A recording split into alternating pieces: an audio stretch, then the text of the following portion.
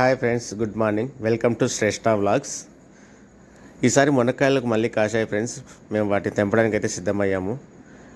మనం ఎవరికైనా డబ్బు ఇచ్చినా కానీ, ఏదైనా బిజినెస్ స్టార్ట్ చేసినా కానీ, వాటి ద్వారా మనకు ప్రాఫిట్ వస్తుందో లేదో, ప్రతిఫలం వస్తుందో లేదో తెలియదు కానీ ఫ్రెండ్స్, ఏదైనా మనం ఒక చెట్టు నాటామంటే, లేదంటే ఒక విత్తనం భూమిలో నాటామంటే మాత్రం ఫ్రెండ్స్, ఖచ్చితంగా దాని ఫలాలు మనం చూస్తాం ఫ్రెండ్స్. వాటికి ఇవ్వాల్సింది మనం రెండే ఫ్రెండ్స్. ఒకటి రెగ్యులర్గా నీళ్ళు, రెండోది వాటికి సమయం. ఈ రెండు ఇస్తే మనం ఖచ్చితంగా వాటి ఫలాలు తీసుకుంటాం ఫ్రెండ్స్. అవి మనకు ఉపయోగకరంగా ఉంటాయి ఫ్రెండ్స్. దానికి సాక్ష్యము ఈ మునక్కాయ చెట్టే. ఈ మునక్కాయ చెట్టు నేను ఇల్లు కట్టిన మొదట్లో వేశాను. అప్పటి నుంచి ఇప్పటివరకు మాకు ఫలాలు ఇస్తూనే ఉంది.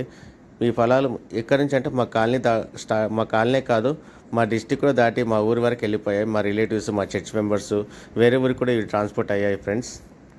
మేము కాయలు తెంపినప్పుడల్లా కూడా మేము ఒకటే మనసులో ఏదో తెలియని సంతోషం ఫ్రెండ్స్. నేను ఆ రోజు చేసిన ఒక చిన్న పని ఈసారి మాకు ఈ విధంగా సంతోషాన్ని ఇస్తుంది. ప్రతిసారి కూడా ఈ కాయలు చూసినప్పుడల్లా కూడా మేము ఆ సీడ్ వేసిన మొదటి రోజు నేనైతే జ్ఞాపకం చేసుకున్నాను ఫ్రెండ్స్. నాకు చాలా సంతోషంగా ఉంది. వీటిని తెంపడం, పిల్లలకి ఇవ్వడం, వీటిని తెంపుతున్నప్పుడు అయితే ప్రతిసారి కూడా మా లోపల ఎక్స్పెక్టేషన్స్ ఇంకా పెరిగిపోతున్నాయి ఫ్రెండ్స్. దీనికంతా కారణము మేము ఏదో చేసామని కాదు, దేవుడు మాకు అందిస్తున్నాడు. చెట్టు నుంచి మనం ప్రతిఫలం పొందుకుంటున్నాం, అదే ఫ్రెండ్స్.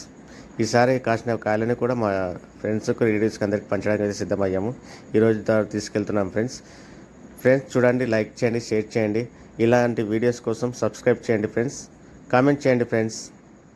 Thank you.